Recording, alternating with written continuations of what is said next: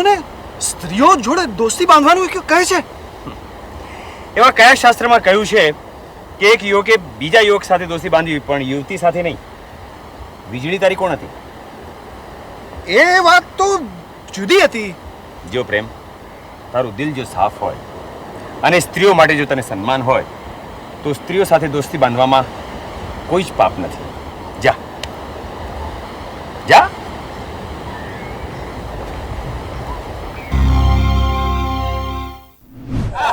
તમને એક જાદુનો ખેલ દેખાડું છું. જાદુ. આ 5 રૂપિયાની કડકડતી નોટ છે. બરાબર જોઈ લે કાકી, બરાબર જોઈ લે. હવે આ 5 રૂપિયાની કડકડતી નોટ જાદુ કરીને ગુમ કરી દઈશ. પ્રેમ તો અહીંયા આવ. જલ્દી જા. આ 5 રૂપિયાની કડકડતી નોટ હું પ્રેમના ગજવામાં નાખું છું. હા મધુ કાકા આવો તો. અરે વાહ. ઓહો મધુ કાકા. પ્રેમ, મધુ કાકાની ફરતે 4 રાઉન્ડ લગાવો.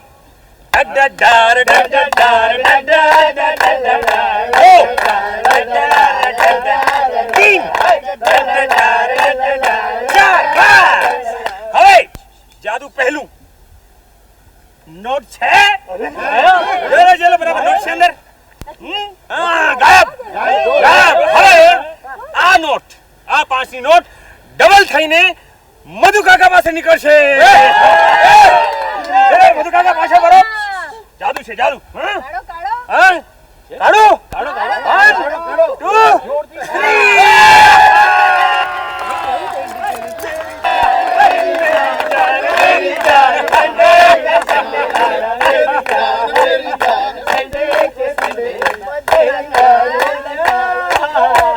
હવે તમે કઈ દેખાડશો? ચાલો હવે આપણે ગાયન ગાઈએ અને ડાન્સ કરીએ.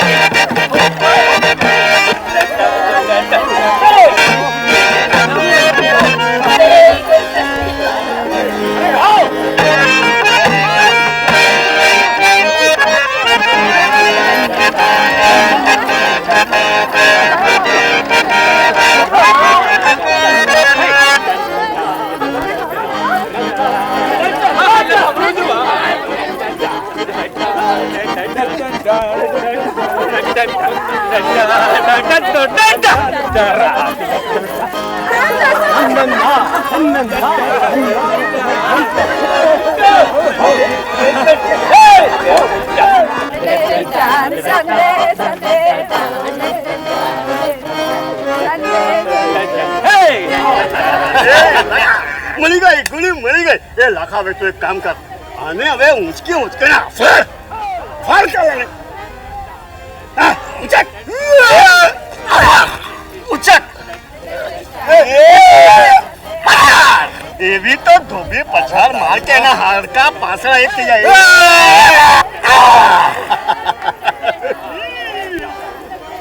લાખા, હા મને લાગે છે કે ગધેડો બેભાન જ થઈ ગયો છે. મને તો લાગે છે કે પતી જ ગયો. એ લાખા ચાલ ચાલ આપણે તપાસ. ચાલ ચાલ. અરે આ તો લાખી છે. અરે અરે બાબે લોચો થઈ ગયો. લોચો માફ કરજો લખી બેન. જરા લાખી લાખી આ શું થઈ ગયું? લાખી માફ કરજો. અમારો ઈરાદો એવો નતો.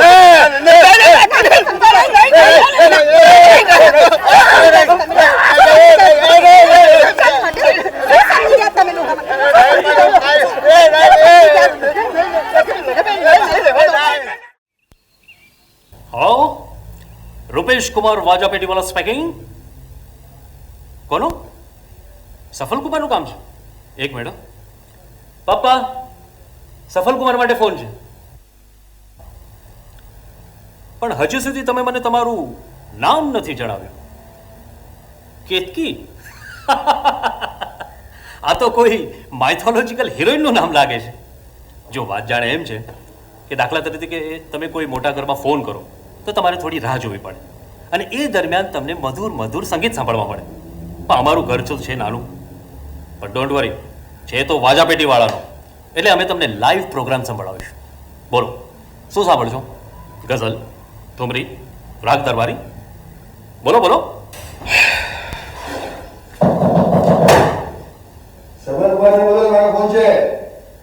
એ સફલ, તારો ફોન છે, ફોન. એને કે હું નાઈ રહ્યો છું. એક ધ્યાન. દીવાર ફિલ્મનો મશહૂર ડાયલોગ સાંભળવો છે? મારે નથી સાંભળવો. અરે આ ડાયલોગ સાંભળવા તો ક્યાંથી દૂર દૂરથી લોકો આવે, ખબર છે? ના, મારે કંઈ સાંભળવું નથી. અચ્છા અચ્છા, સફલ કુમાર વિશે સાંભળવું છે? અરે ગઈકાલે પિકનિક પર એ જે મસ્ત થઈને નાચ્યો હતો એનો આંખે દેખ્યો અહેવાલ પણ નથી સાંભળવો? એક મિનિટ. સફલ બાથરૂમમાં છે, કહી દે કે અડધો કલાક પછી ફોન કરે. હા જો, સફલભાઈ બાથરૂમમાં છે. તમે એક કામ કરજો, અડધો કલાક પછી ફોન કરજો.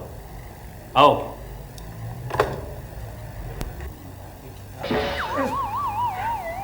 અરે આ આંધળો છે, દેખાતું નથી. હા, હવે તો મને આર પાર દેખાય છે. શું દેખાય છે?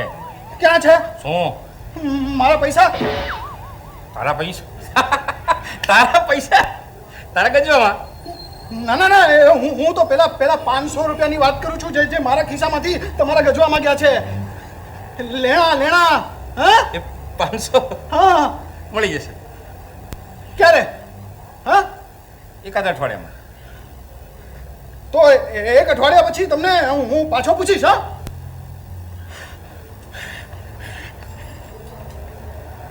શું મધુ કાકા? હા, બનાવ્યો ને એને? એને શું બનાવવાનો? ફોન કરું? ફોન કરો. 3 રૂપિયા છે? 3 રૂપિયા? 2 રૂપિયા છે?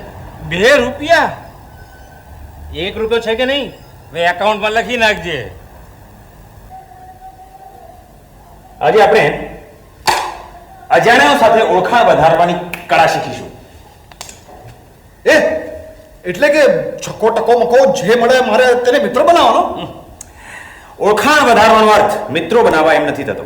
અલબત્ત એમાંથી તું ધારે એટલા મિત્રો બનાવી શકે છે અને કદાચ મારા જેવા એકાદ બે અંગત મિત્રો પણ તને મળી જાય. પણ આ નવા પાર્ટ્સની આપણે આનું મુહૂર્ત કેમ કરીએ? એનો આધાર સમય અને સ્થળ ઉપર છે. હવે દાખલા તરીકે તું બસની લાઈનમાં ઊભો છે અને તારી બાજુમાં કોઈ અજાણ્યો માણસ ઊભો છે અને તારે એની સાથે ઓળખાણ વધારવી છે, તો તારે એને પૂછવાનું, આજે મોસમ બહુ વાદળિયું લાગે છે નહીં? અને એણે કઈ જવાબ ના આપ્યો તો બીજો પ્રયાસ કરવાનો. તમને શું લાગે છે કે ચોમાસું વહેલું બેસશે આજે? પણ એ છતાંય કાંઈ બોલે નહીં તો ત્રીજો પ્રયાસ કરવાનો અને પૂછવાનું કે મેઘરાજાની મહેરબાની વહેલી થશે કે મોડી? અરે તે ડોળા દુરકાવે તો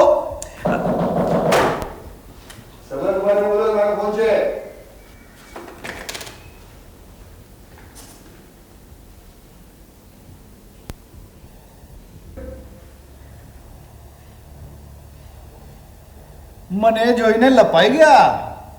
હું જાણું છું કે છાના મના તમે બધું શીખો છો. ચાલો બહાર આવી જાઓ. 2 ઘડી નિરાતે બેસવાય નથી દેતો. આજે રજા શેની પાડી?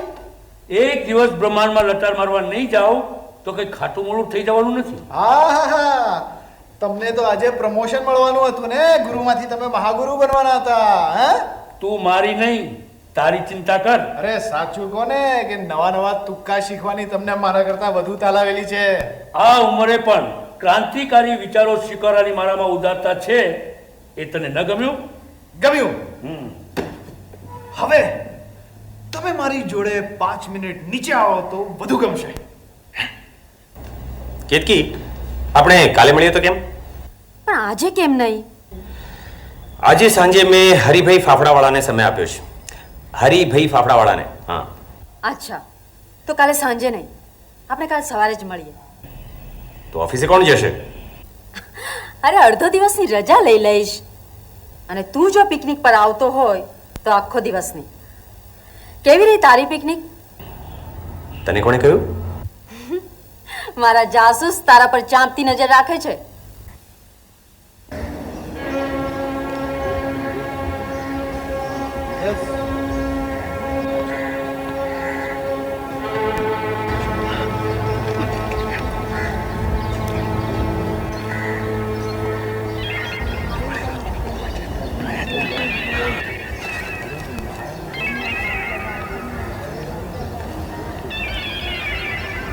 આજનો દિવસ વાદળીઓ લાગે છે નહીં? વાદળીઓ નથી. સોરી આજનો દિવસ રૂપાળો લાગે છે નહીં?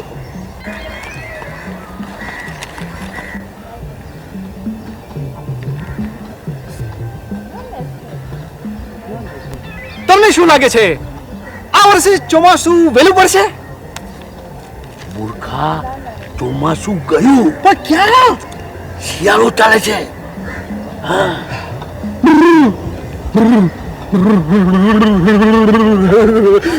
તમને શું લાગે છે આ વર્ષે ટાઢ વધુ પડશે?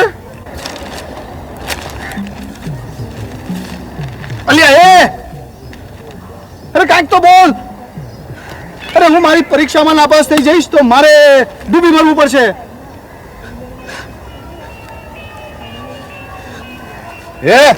મોંમાં મગ ભર્યા છે તારા?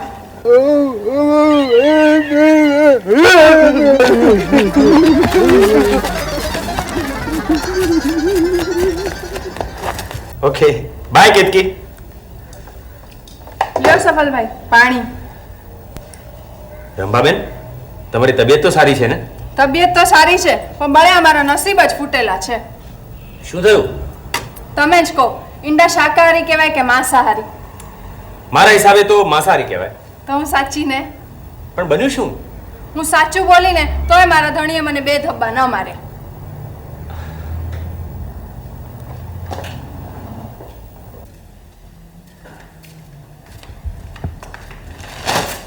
બહુ લાંબી વાત ચાલી.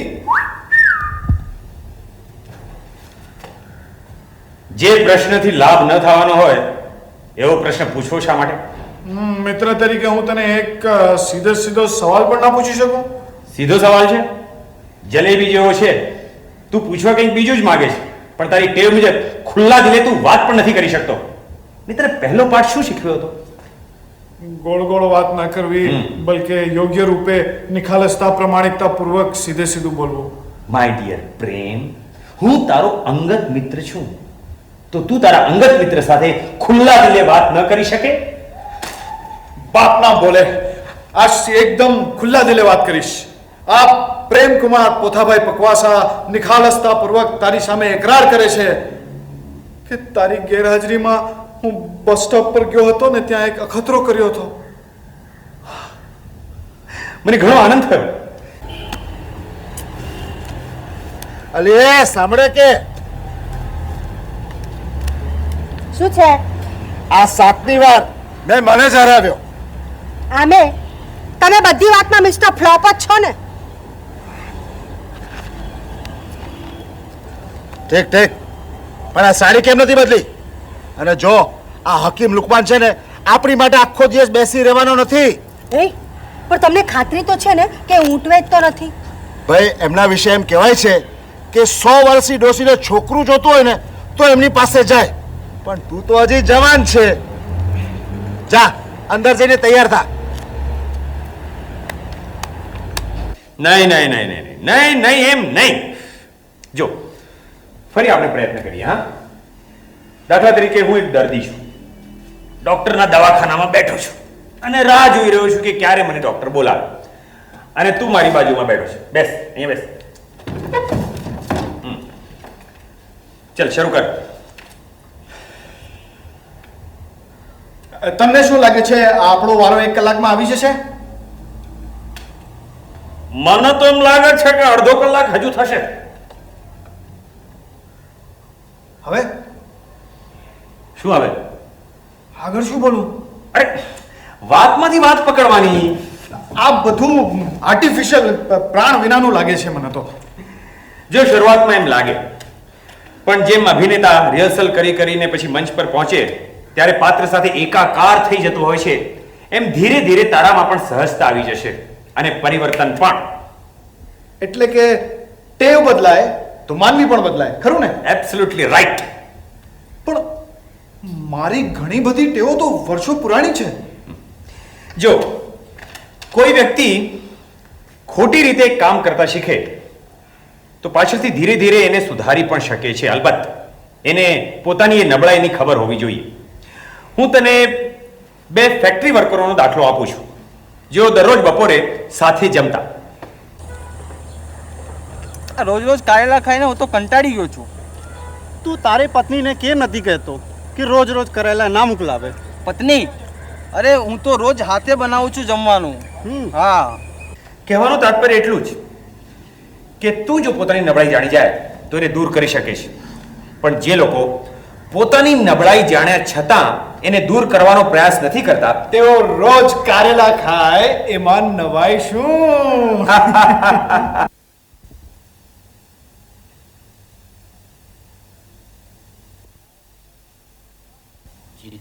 જીતુભાઈ, હા સાહેબ. તમે તો કેવા મેનેજર છો? શું થયું સાહેબ? આ ફાફડામાં બદામ કેમ દેખાતી નથી? એ તો સાહેબ એવું છે ને કે 100 ફાફડાના લોટમાં આપણે એક બદામ નાખી હોય તો એમ જ હોય ને. વોટ? 100 ફાફડામાં માત્ર એક જ બદામ? અને આપણે આ પેકિંગ પર આટલા મોટા અક્ષરે છપાવ્યું છે કે બદામના ફાફડા. એ તો એવું જ ચાલતું હોય છે સાહેબ બધે. શું એમાં ચાલતો હોય બધે? ધૂળીના ઢેફા? મેં હમણાં સાહેબ બદામ પિસ્તાની બિસ્કિટનું એક પેકેટ જોયું હતું.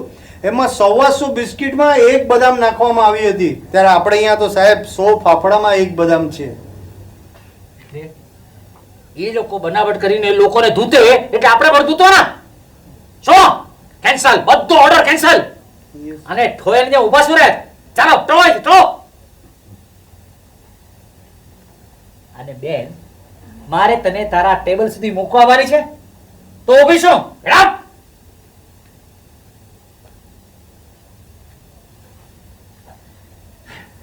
બોલ, હવે તું બોલ. શું છે દાદાજી? તમારા માટે ખુશ ખબર છે. હા, હું જાણું છું. મારા પેમલાની ગાડી સીધે પાટે ચડી ગઈ એમ જ ને?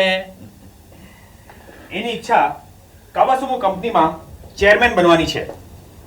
શું વાત કરે છે? એટલે કાવાસુઆ કંપની એટલે પેલા જાપલાઓની આંતરરાષ્ટ્રીય કંપની એ જ ને? હા, એ જ. સાચું કે તને શું લાગે છે? મને પૂર્ણ વિશ્વાસ છે કે એ પોતાના ઈરાદામાં સફળ થશે.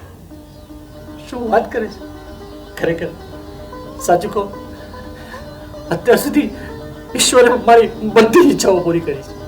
એકો એક ગાડી, વાડી, આટલો મોટો બિઝનેસ, હવેલી. હવે માત્ર એક જ આશ બાકી છે. મારી આંખો બિચાઈને એ પહેલા આ કાબાસુમારી કંપનીનો મારો આ પેમલો એકવાર ગાદીએ બેસે ને એટલે બસ. મિત્રો બનાવવાની કળામાં એક અગત્યનો મુદ્દો લાગણી વ્યક્ત કરવાનો પણ છે.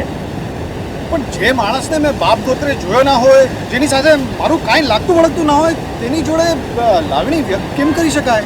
પ્રેમ, તને કોઈ વસ્તુ ગમી જાય તો તું ખુલ્લા દિલે પ્રશંસા કરી શકે કે નહીં? હા, શ્યોર.